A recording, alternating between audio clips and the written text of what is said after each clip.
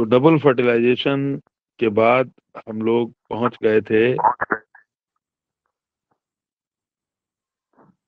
वहां पर जहां पर हम लोगों को बनाना था ओव्यूल से सीड। माइक ऑफ कर लो सभी लोग अपने। तो कल हमने बताया था कि ओव्यूल से सीड का फॉर्मेशन होता है, ओव्यूल से सीड बनता है और ओवरी से फ्रूट बनता है। ठीक। तो ओव्यूल से जब सीड बनता है तो ये सीड का जो बनना होता है, ये सीड या तो एक्स एल्बुमिनस होते हैं, यानी उनमें एंडोस्पर्म नहीं होता, क्योंकि एंडोस्पर्म पूरा का पूरा एंडोस्पर्म कंज्यूम हो जाता है। और एंडोस्पर्म को कंज्यूम कौन करता है? Developing embryo. और ये देखा गया है पी में, ग्राउंड नट में। लेकिन कभी कभी एंडोस्पर्म, माइक सभी के ऑफ हैं, सब लोग अपने माइक ऑफ कर लो, किसी का माइक ओपन ना हो। तो कुछ सीड्स नॉन एल्बुमिनस होते हैं और कुछ सीड्स एल्बुमिनस होते हैं। तो जिनमें एंडोस्पर्म बचा रहता है उनको हम एल्बुमिनस सीड्स कहते हैं, जैसे वीट, मेज, बार्ले, कैस्टर। एक बात हमने ये बताई थी कि कभी कभी क्या होता है कि जो न्यू सेलस है वो बचा रहता है, यानी न्यू सेलस पूरा का पूरा कंज्यूम नहीं होता। तो न्यू सेलस का जो बचा हुआ पार्ट होता है उसको हम पेरी स्पर्म कहते हैं, और ये दो प्लांट्स में देखा गया है, ब्लैक पेपर में एंड बीट में। तो यहां तक की बात हम लोगों ने कल पढ़ी थी। अब अगर हम उसके आगे चलें तो बाकी जितनी चीजें बची उनका क्या क्या होता है। जैसे एक चीज हम लोग पढ़ते थे, इंटेगमेंट्स। आमतौर पर दो इंटेगमेंट किसी भी एम्ब्रियो सैक में देखे गए हैं। तो integuments of ovules harden as tough protective seed coats. जो इंटेगमेंट है वो सीड कोट में चेंज हो जाता है। The micropyle remains as a small pore in the seed coat. Micropyle जैसे था वैसा ही बना रहता है सीड कोट में भी, यानी माइक्रोपाइल से माइक्रोपाइल ही बनता है, वो जो स्मॉल पोर है वो मौजूद रहता है। This facilitates entry of oxygen and water into the seed during germination, क्योंकि इसी माइक्रोपाइल से ऑक्सीजन और वाटर सीड के अंदर आते हैं। As the seed matures its water content is reduced and seeds become relatively dry। जैसे जैसे सीड मैच्योर होता है वैसे वैसे इसका वाटर कंटेंट कम होता है और सीड्स ड्राई होने लगते हैं। The general metabolic activity of the embryo slows down. और एम्ब्रियो की जो मेटाबॉलिक एक्टिविटी है वो धीरे धीरे कम होने लगती है। द एम्ब्रियो में enter a state of inactivity called dormancy. और एम्ब्रियो अब सुप्तावस्था की तरफ चल देता है, यानी कि एम्ब्रियो अब इनएक्टिव होने जा रहा है, क्योंकि हो सकता है कि कंडीशंस उसके फेवरेबल ना हो। अगर कंडीशंस फेवरेबल नहीं है तब ये डॉर्मेंसी शो करता है, और अगर फेवरेबल कंडीशंस हैं जैसे कि एडिक्वेट मॉइस्चर यानी उचित मॉइस्चर है, ऑक्सीजन है, सुइटेबल टेम्परेचर है, तो इस एम्ब्रियो से आगे सीड बनता है, ये एम्ब्रियो आगे जर्मिनेट करता है। तो अगर एम्ब्रियो को फेवरेबल कंडीशंस नहीं मिलती है तो ये डॉर्मेंट हो जाता है, और कई बार ये फेवरेबल कंडीशन होने के बाद भी डॉर्मेंट हो जाता है। और कई बार फेवरेबल कंडीशंस होने पर ये जर्मिनेट करता है। ठीक है, तो as ovules mature into seed, जैसे जैसे ओव्यूल से सीड बनता है, the ovary develops into a fruit, ovary से फ्रूट बनता है। That is the transformation of ovules into seeds and ovary into fruits proceed simultaneously. Ovule से सीड बनना और ओवरी से फ्रूट बनना, ये दोनों काम एक साथ होते हैं।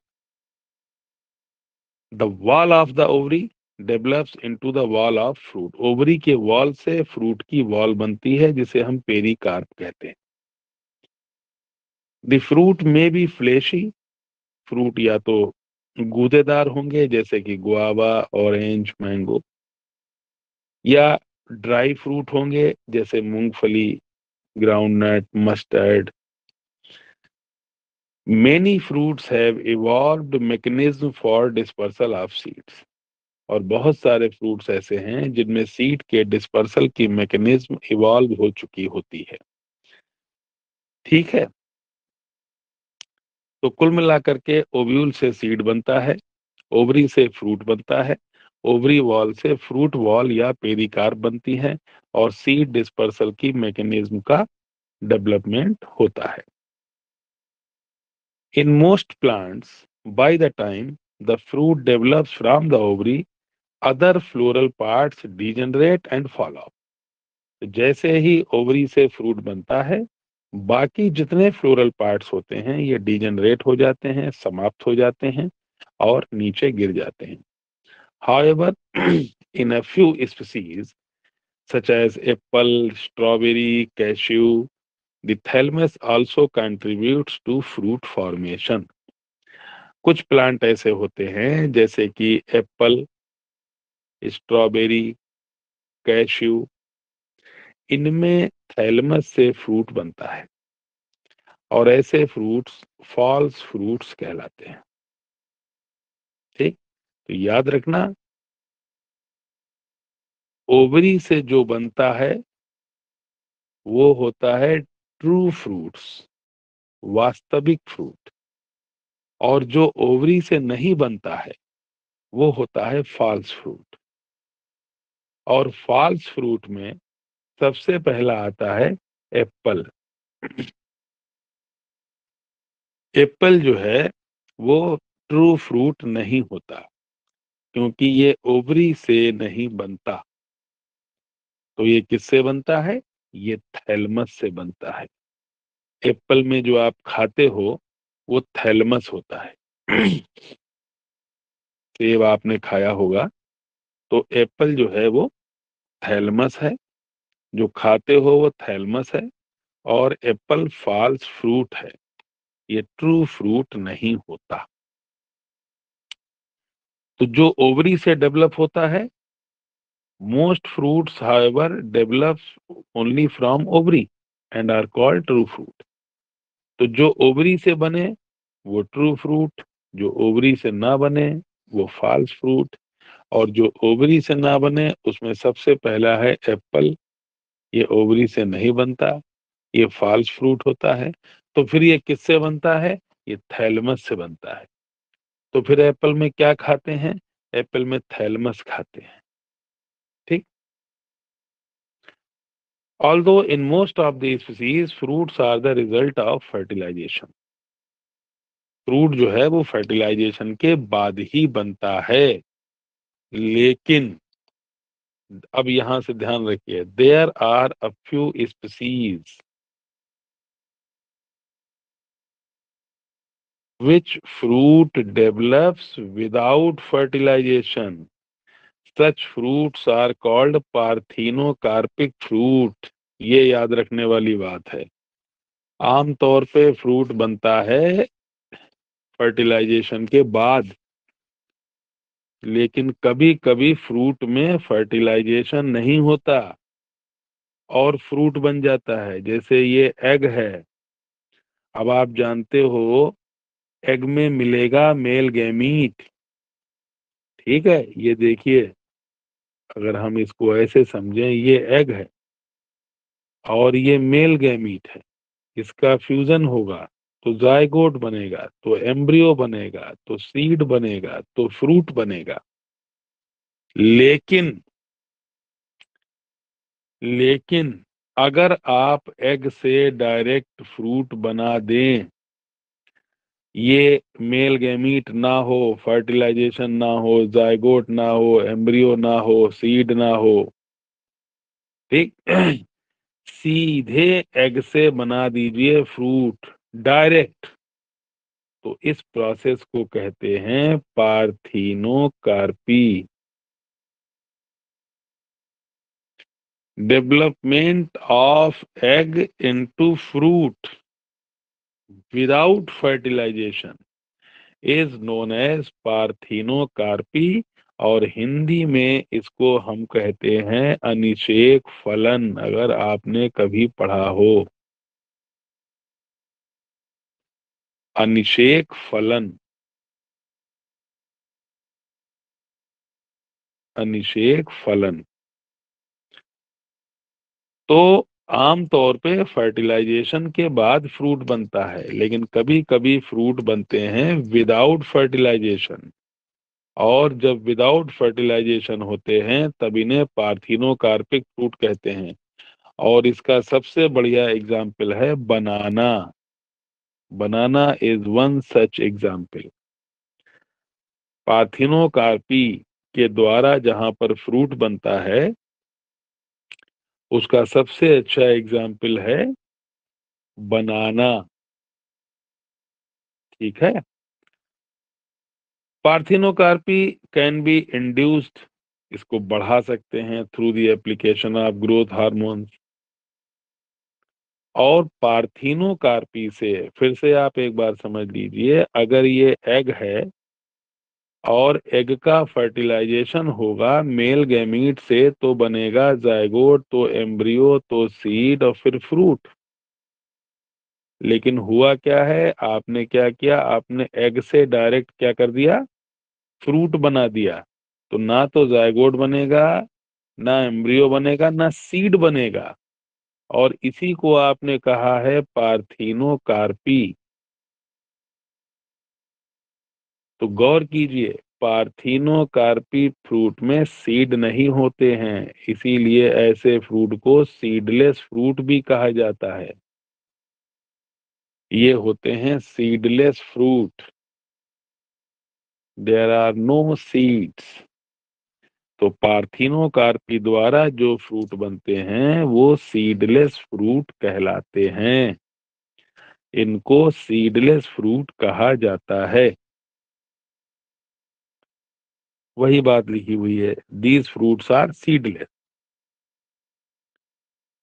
तो seeds after several advantages to angiosperms, seed के बहुत फायदे हैं एंजियोस्पर्म में। Firstly, since reproductive processes such as pollination and fertilization are independent of water, seed formation is more dependable.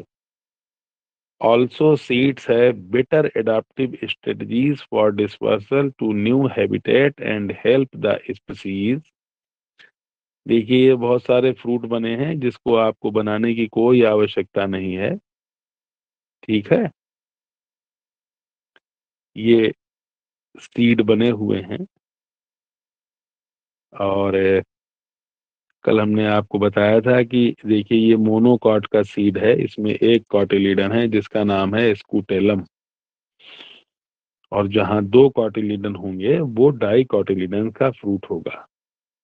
ठीक है, तो आप चाहें तो बना लें। ये देखिए एप्पल बना हुआ है, सेब, सेब का सीड भी आपको दिखाई दे रहा है, और सेब का थैलमस भी आपको दिखाई दे रहा है। एप्पल और स्ट्रॉबेरी दोनों के डायग्राम सामने बने हुए हैं।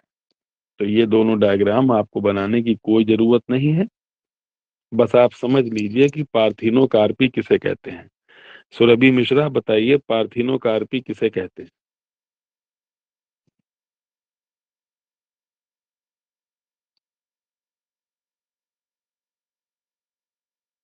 कौन सर जो बताएगा? विदाउट हाँ, फर्टिलाइजेशन फ्रूट डेवलप होता यस सर।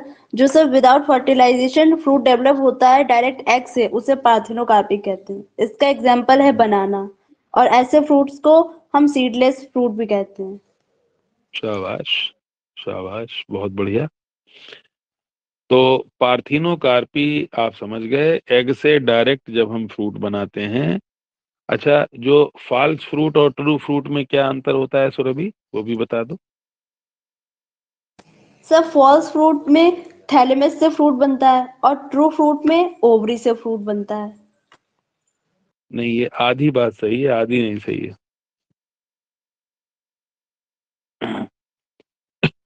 अनमोल कौर, तुम बताओ ट्रू फ्रूट और फॉल्स फ्रूट में क्या अंतर होता है। Sir formation of fruit from thalamus उसे फॉल्स फ्रूट कहेंगे। गलत। और जिसमें ये एकदम गलत बात है, 100% गलत है। और कौन हम बता बताएगा ट्रू फ्रूट और, हाँ बताओ। सर जो जो फ्रूट ओवेरी से बनते हैं उन्हें ट्रू फ्रूट्स कहते हैं, और जो ओवेरी से नहीं बनते हैं उन्हें फॉल्स फ्रूट कहते हैं। बिल्कुल सही जवाब। जो फ्रूट ओवरी से बनते हैं, जो ओवरी से बने, वो ट्रू फ्रूट। और जो ओवरी से नहीं बने, वो फॉल्स फ्रूट। वो कोई जरूरी नहीं कि वो थैलमस से बने, वो इन्फ्लोरिसेंस से भी बन सकते हैं। बल्कि हमने जब इन्फ्लोरिसेंस पढ़ाया था तो पढ़ाया भी था तुम्हें। जब हमने टैक्सोनॉमी पढ़ाई थी तो उसमें फ्रूट पढ़ाए भी थे तुम्हें। जो ओवरी से बनेगा वो ट्रू फ्रूट, और जो ओवरी से नहीं बनेगा वो false fruit. Example example apple. Apple में फ्रूट किससे बनता है, एप्पल में फ्रूट ओवरी से नहीं बनता है। तो एप्पल में फ्रूट किससे बनता है, तो एप्पल में फ्रूट थैलमस से बनता है। और कोई एग्जाम्पल जिसमें फ्रूट ओवरी से ना बने, जैसे फाइकस, फिग, पाइनएप्पल, इनमें किससे बनता है, इनमें इन्फ्लोरिसेंस से बनता है। और कोई एग्जाम्पल एप्पल। एप्पल में किससे बनता है, एप्पल में थैलमस से बनता है। तो अलग अलग जगहों से बनेंगे, ओवरी से नहीं बनेंगे। और जिसमें ओवरी से बनेंगे उसको हम ट्रू फ्रूट कहते हैं। तो आपको सुरभि डिफरेंस समझ में आया, तुमने जो गलती की थी वो समझ गई तुम। Yes sir. क्या समझ में आया तुम्हारे। सर जो ओवरी से फ्रूट बनते हैं वो ट्रू फ्रूट होते हैं, और जो हम्म। ओवरी से नहीं बनते हैं वो फॉल्स फ्रूट होते हैं। हाँ, अब फॉल्स फ्रूट का एग्जाम्पल। फिग, फीकस, ये सब इन्फ्लोरेसेंस से होते हैं। और एप्पल वो आपको थैलेमस से बनता है। हाँ, तो जब आपसे पूछा जाए कि फॉल्स फ्रूट का एग्जाम्पल दो तो आप बताओगे एप्पल। फिर आपसे पूछा जाएगा कि एप्पल में ओवरी से फ्रूट नहीं बनता, तो फिर किससे बनता है,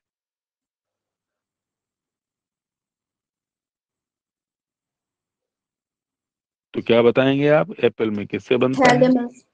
थैलेमस थैलेमस। से बनता है, ये बताना है। ऐसा नहीं है कि फॉल्स फ्रूट थैलेमस से बनता है।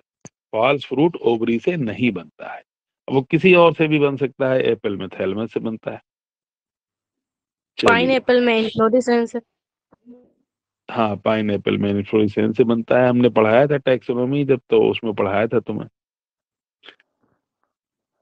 हम्म। तो as they have sufficient food reserves, young seedlings are nourished until they are capable of photosynthesis on their own. Seed से जब सीडलिंग निकलता है तो ये भोजन सीड से लेता है। कब तक लेता है, जब तक सीडलिंग से नया प्लांट बनने की शुरुआत ना हो और ये खुद फोटोसिंथेसिस ना करने लगे। The hard seed coat provides protection to the young embryo. और अगर हार्ड सीड कोट है तो एम्ब्रियो को सुरक्षा मिलती है, क्योंकि एम्ब्रियो सीड के अंदर होता है। Being products of sexual reproduction, they generate new genetic combinations leading to variations. Seed is the basis of our agriculture. ऐसे आते हैं नीट में क्वेश्चन, बिल्कुल ऐसे के ऐसे उठा करके। Seed is the basis of our agriculture. Dehydration and dormancy of mature seeds are crucial for storage of seeds. which can be used as food throughout the year and also to raise crop in the next season. तो seed का dehydration और seed की dormancy ये दोनों महत्वपूर्ण है नई फसल को उगाने के लिए। ठीक है। How long do the seeds remain alive after they are dispersed?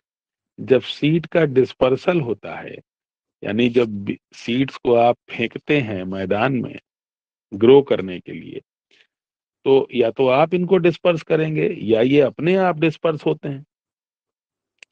आपने देखा होगा घरों में दीवारों पर पीपल ग्रो कर जाता है, देखा है आपने?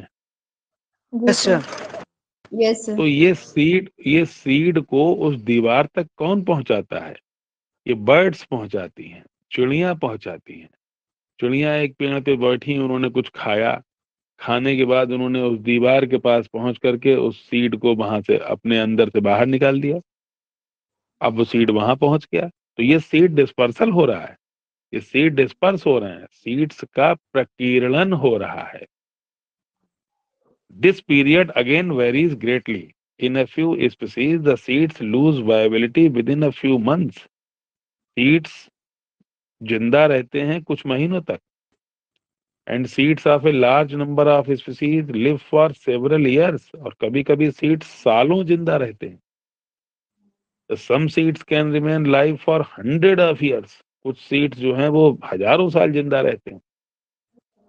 There are several records of very old yet viable seeds. हमारे पास रिकॉर्ड है बहुत पुराने और जिंदा सीड्स का। वायबल माने जीवित, जीवित मतलब जो ग्रो कर सकते हैं। तो ऐसे सीड्स जो हजारों साल पुराने हैं और फिर भी जिंदा है। The oldest is that of A lupin, Lupinus arcticus, excavated from Arctic tundra. सबसे पुराने सीड्स इस धरती पर हैं एक प्लांट ल्यूपिन के, और ल्यूपिन का बॉटेनिकल नेम है ल्यूपिनस आर्कटिकस। और ये सीड्स कहाँ से प्राप्त किए गए? ये सीड्स प्राप्त किए गए आर्कटिक रीजन, टुंड्रा रीजन, जहां सिर्फ बर्फ ही बर्फ है। आर्कटिक क्षेत्र वो क्षेत्र होता है जहां पर सिर्फ आइस पाई जाती है, बर्फ। वहां से ये सीड प्राप्त हुए हैं, ये ओल्डेस्ट सीड्स हैं। और ये ल्यूपिनस आर्कटिकस आर्कटिक टुंड्रा से प्राप्त किए गए हैं। तो the seed germinated and flowered after an estimated record of 10,000 years of dormancy. 10,000 सालों से ये सीड डॉर्मेंट हैं, सुप्ता अवस्था में पड़े हुए हैं, इनको फेवरेबल कंडीशन नहीं मिल पा रही है, इसलिए ये ग्रो नहीं कर पा रहे। एक और रिकॉर्ड मिला है, 2000 साल पुराने सीड मिले हैं किसके? Date palm. डेट पाम क्या होता है? खजूर। खजूर के 2000 साल पुराने सीड मिले हैं। खजूर का नाम है Phoenix dactylifera. Phoenix dactylifera discovered during the archaeological excavation at King Herod's palace near the Dead Sea. Dead Sea के पास, डेड सी कहाँ है? जॉर्डन में। डेड सी के पास किंग हेरोड्स के महल के पास खजूर के 2000 साल पुराने सीड्स प्राप्त हुए हैं। ठीक है। तो इतने पुराने आप देखें कि ल्यूपिनस जो 10,000 साल से डॉर्मेंट है, और खजूर के कुछ सीड्स जो 2000 साल से डॉर्मेंट है।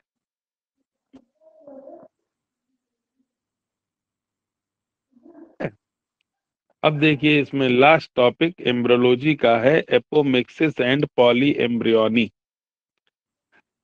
तो all the seeds in general are the products of fertilisation. हम जानते हैं कि सीड्स बनते हैं फर्टिलाइजेशन के बाद। A few flowering plants, such as some species of asteraceae and grasses, have evolved a special mechanism to produce seeds without fertilization called apomixis. लेकिन कुछ ऐसे भी प्लांट्स हैं जिनमें सीड्स बनते हैं फर्टिलाइजेशन के बिना। अभी जो आपने पढ़ा था पार्थिनोकार्पी, उसमें आपने फ्रूट बनाया था फर्टिलाइजेशन के बिना। ध्यान रखिएगा ये बात। जब हम बोलते हैं पार्थिनोकार्पी तब हमें बोलना पड़ता है development of fruit without fertilisation. Development of fruit without fertilisation. लेकिन हम पढ़ने जा रहे हैं development of seed without fertilisation. तो जब हम बोलते हैं development of seed without fertilisation, तब ये कहलाता है एपोमिक्सिस। एपोमिक्सिस, ध्यान रखिएगा ये बात, क्योंकि इसमें फर्टिलाइजेशन नहीं होगा। जब हम मेल गैमीट और एग का फ्यूजन करके जायगोट और एम्ब्रियो और सीड बनाते हैं, तो ये कहलाता है एम्फीमिक्सिस। एम्फी माने दोनों, दोनों का मतलब मेल भी और फीमेल भी। और जब दोनों में से कोई एक हो, कोई एक क्या, जब एग से बनेगा डायरेक्ट सीड, तब हम इसे कहेंगे apomixis. Thus, apomixis is a form of asexual reproduction that mimics sexual reproduction, जो सेक्सुअल रिप्रोडक्शन को छुपा लेता है। There are several ways of development of apomictic seeds. In some species, the diploid egg cell is formed without reduction division and develops into the embryo without fertilization. तो कभी कभी क्या होता है कि मेगा स्पोर मदर सेल से megaspore जब बनता है, आपने पढ़ा होगा megaspore mother cell diploid होती है और इसमें मियोसिस के बाद 4 मेगा स्पोर बनते हैं और ये चारों हैप्लॉयड होते हैं। चारों हैप्लॉयड होते हैं, लेकिन कभी कभी इनमें मियोसिस नहीं होती। तो ये जो मेगा स्पोर बनेंगे ये डिप्लॉयड होंगे, फिर इनसे जो एम्ब्रियो सैक बनेगा वो भी डिप्लॉयड होगा, फिर उसमें जो एग होगा वो भी डिप्लॉयड होगा, और एग से डायरेक्ट एम्ब्रियो बन जाएगा विदाउट फर्टिलाइजेशन। तो एम्ब्रियो बनेगा तो डिप्लॉयड, लेकिन बनता है वो डायरेक्ट। तो ये भी देखा गया है, इसको एपोमिक्सिस कहते हैं। कभी कभी क्या होता है, जैसे सिट्रस, अभी भी किसी का माइक खुला हुआ है। किसका माइक खुला है सुरभि?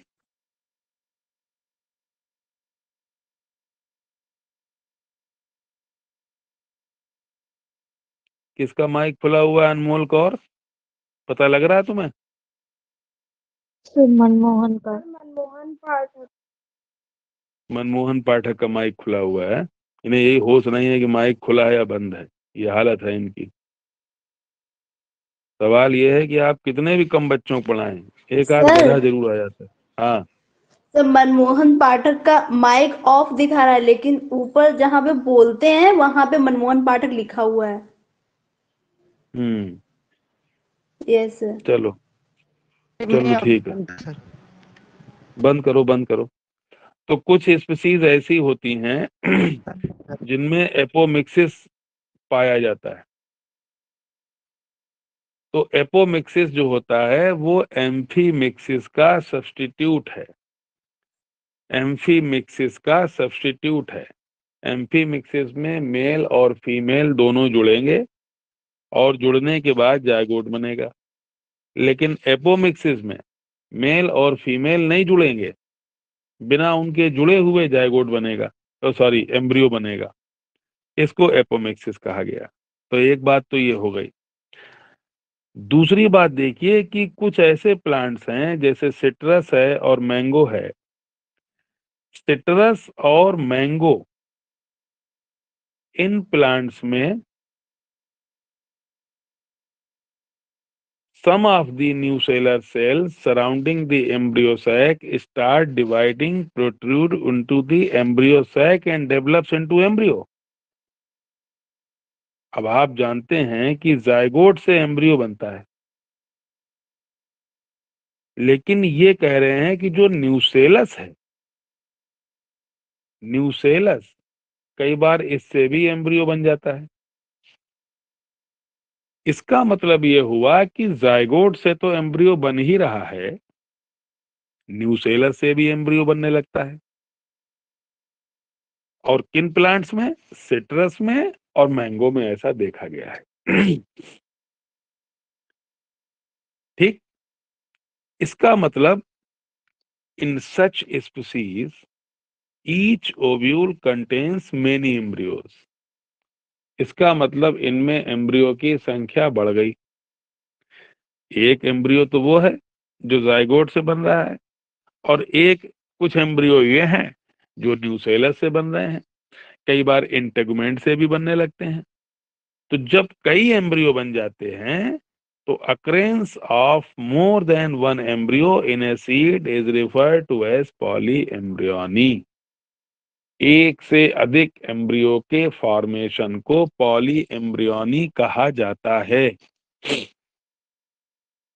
जब एक से अधिक एम्ब्रियो बनते हैं तब इसको कहा जाता है पॉलीएम्ब्रियोनी, और इसका सबसे अच्छा एग्जाम्पल है सिट्रस और दूसरा एग्जाम्पल है मैंगो। आप दो की जगह एक ही याद रख सकते हैं, citrus.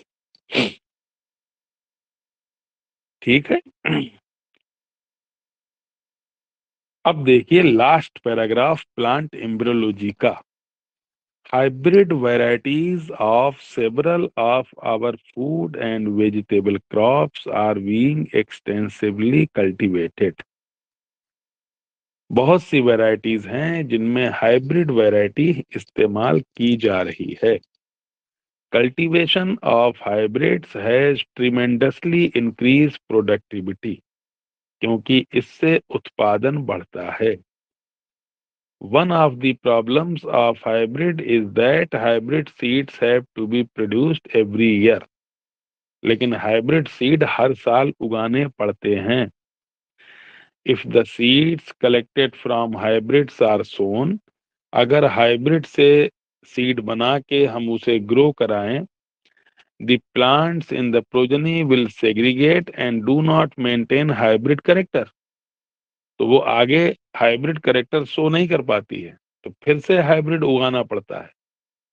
Production of hybrid seeds is costly and hence the cost of hybrid seeds become too expensive for the farmers। If these hybrids are made into apomix, अगर हम इन हाइब्रिड्स की एपोमिक्सिस कर लें, खाली जो हाइब्रिड प्लांट है उसके egg से अगर हम फ्रूट बनाना, एग से अगर हम एम्ब्रियो बनाना शुरू कर दें, तो there is no segregation of characters in the hybrid progeny. तब हाइब्रिड प्रोजेनी में सेग्रीगेशन ऑफ कैरेक्टर नहीं होगा।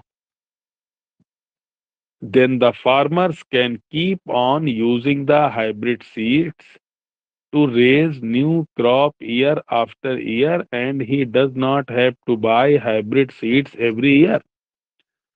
और हर साल उसे हाइब्रिड सीड्स नहीं खरीदने पड़ेंगे। Because of the importance of apomixis in hybrid seed industry, active research is going on in many laboratories around the world to understand the genetics of apomixis and to transfer apomictic genes into hybrid varieties. इसीलिए बहुत सारे वैज्ञानिक scientist apomixis पर काम कर रहे हैं और वो ये पता लगाने की कोशिश कर रहे हैं कि एपोमिक्सिस से क्या फायदा होने वाला है और हाइब्रिड की जगह एपोमिक्सिस प्लांट्स को कैसे इस्तेमाल किया जाए। ये जो पूरा चैप्टर है ये पूरी एम्ब्रियोलॉजी है जो आपके सिलेबस में है, बल्कि सिलेबस से बहुत ज्यादा पढ़ा दिया हमने। पूरी की पूरी इंटरमीडिएट की आपकी 11th का ये चैप्टर है। इससे ज्यादा और एक्स्ट्रा तो कुछ चीजें हैं जो आपको आगे बड़ी क्लासेस में पढ़ने को मिलेंगी। फिलहाल बीएससी में आपके यहाँ फर्स्ट पेपर में 3 चीजें हैं, टैक्सोनॉमी, एनाटॉमी एंड एम्ब्रियोलॉजी, जिसमें से आपका आज एम्ब्रियोलॉजी खत्म हुआ, समाप्त हुआ। एक क्वेश्चन मैं दे रहा हूं, देखें इसको कौन करके दिखाता है मुझे। 4n male and 4n female, इसका एम्ब्रियो और एंडोस्पर्म का प्लाइडी लेवल बताइए। चलो बताओ, सर कौन बताए? सर हाँ बताओ। सर जो फॉरेन मेल गैमीट है मतलब उससे डिप्लॉयड मेल गैमीट बनेंगे और जो फॉरेन फीमेल है उससे डिप्लॉयड एग बनेगा और वो फॉरेन एंडोस्पर्म बनेगा और फॉरेन क्या बोला था, 1 मिनट सर। हमें बताइए सर कि 4m एम्ब्रियो और एंडोस्पर्म का प्लाइडी लेवल क्या होगा, ये बताओ मुझे बस। 4n एम्ब्रियो बनेगा और 6n एंडोस्पर्म। 4n एम्ब्रियो बनेगा और 6n एंडोस्पर्म। सही बता रहे हैं ये? क्यों भाई सौरभी?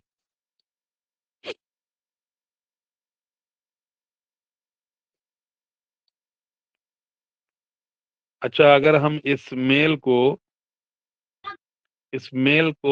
अगर हम 6n कर दें, 6n मेल और 2n फीमेल कर दें तो क्या होगा? तो एम्ब्रियो का प्लाइडी लेवल क्या होगा और एंडोस्पर्म का प्लाइडी लेवल क्या होगा?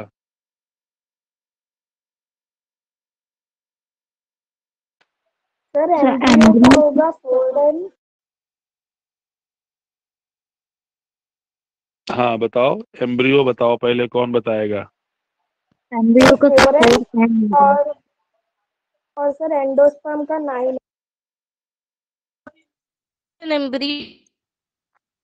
प्रेरणा प्रेरणा त्रिपाठी।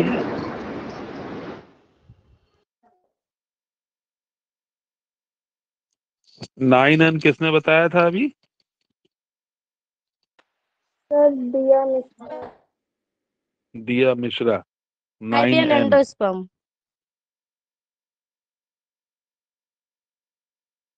अनमोल कौर 9n बनेगा? सर 5n बनेगा। एम्ब्रियो कैसा बनेगा? 4n। और एंडोस्पर्म? 5n। 5n। ठीक। एक क्वेश्चन हम और पूछते हैं। एक डिप्लॉयड प्लांट है, एक डिप्लॉयड प्लांट है, इसकी लीफ में 12 क्रोमोसोम है। तो बताओ इसके एंडोस्पर्म में कितने क्रोमोसोम होंगे?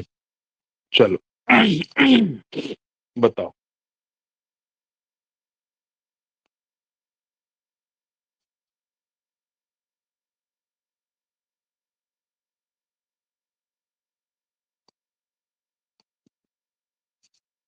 बताओ भाई, दिया मिश्रा।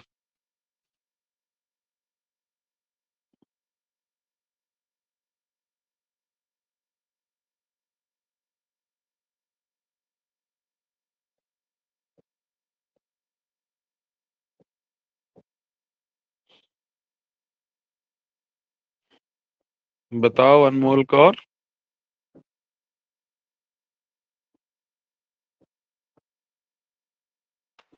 सर सिक्स हाँ बताओ। सिक्स 6।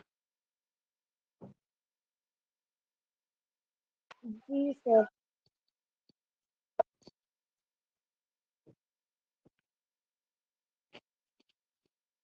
क्या बताया तुमने answer? 3n sir. 3n। n तो हमने पूछा ही नहीं कहीं यार। हम पूछ रहे हैं एक डिप्लॉयड प्लांट की लीफ में। हाँ बताओ। सर सिक्स 6 गलत जवाब है। देखो हम बता रहे हैं, सुन लो एक बार। अगर डिप्लॉयड प्लांट है और उसकी डिप्लॉयड प्लांट में लीफ में 12 क्रोमोसोम है, इसका मतलब ये हुआ कि 2n बराबर 12। तो n बराबर कितना हुआ? 6। और एंडोस्पर्म कैसा होता है? 3n। तो 3 गुणा 6 बराबर 18। तो एंडोस्पर्म में 18 क्रोमोसोम होंगे। पहले आपको ये मालूम है कि एंडोस्पर्म ट्रिप्लॉयड होता है। ये बात पता है तुम्हें सुरभि मिश्रा, या नहीं पता है? Yes sir. तो जब एंडोस्पर्म ट्रिप्लॉयड होता है, 3n होता है, तो आप n निकाल लो, n कितना है। जब n, और अगर नहीं दिया हुआ है तो आप डिप्लॉयड प्लांट मान के चलो। अब बताओ मुझे, अगर मेगा स्पोर मदर सेल में 24 क्रोमोसोम हैं, तो बताओ एंडोस्पर्म में कितने होंगे? बताओ। कौन बताएगा? सर 36। सही जवाब, शाबाश अनमोल कौर, तुम तो बहुत अच्छी बच्ची हो। Very good. अगर पॉलन में 12 क्रोमोसोम हैं, तो बताओ एंडोस्पर्म में कितने क्रोमोसोम होंगे? सर 18। 18 कैसे? बताओ, हमें समझाओ सुरभि।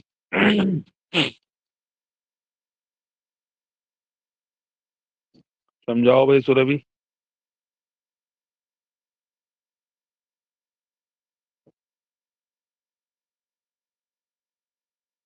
अरे तुमने इतनी जल्दी निकाल लिया, तुम बता नहीं पा रही, समझा नहीं पा रही। अनमोल कौर तुम बताओ।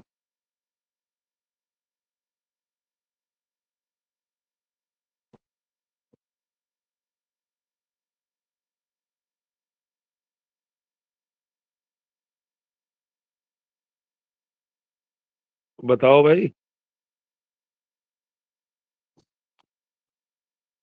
अनमोल कौर आवाज आ रही है हमारी? सर आ रही है। तो तुम्हें ये नहीं पता पॉलन कैसा होता है? पॉलन सर हैप्लॉइड होता है या 36। डिप्लॉइड?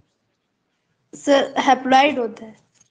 सर तो जब 36। हैप्लॉइड होता है तो एंडोसोम 36 होगा। 36 आएगा। Yes sir 36। अगर किसी प्लांट में न्यूसेलस में 12 क्रोमोसोम है, तो बताओ उसके एंडोस्पर्म में कितने क्रोमोसोम होंगे? चलो। सर 18। सर कैसे? 18। कैसे? सर न्यूसेलस डिप्लॉयड होता है। ठीक। 2n बराबर 12, n बराबर 6, 3n बराबर 18। बिल्कुल सही। अब यस समझ में सर। आ गई बात कैसे निकालोगे? Yes sir. Yes sir. अगर अगर किसी प्लांट में रूट में 24 क्रोमोसोम है तो एंडोस्पर्म में कितने होंगे, एम्ब्रियो में कितने होंगे क्रोमोसोम, बताओ। चलो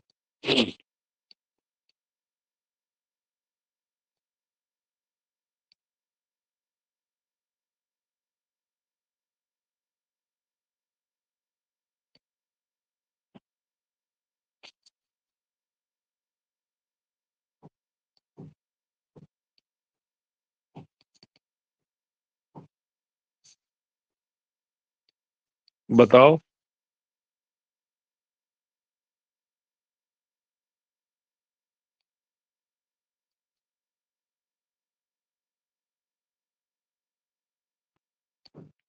बताओ भाई सुरभि मिश्रा, क्या हुआ, क्या नहीं समझ में आ रहा तुम्हारे?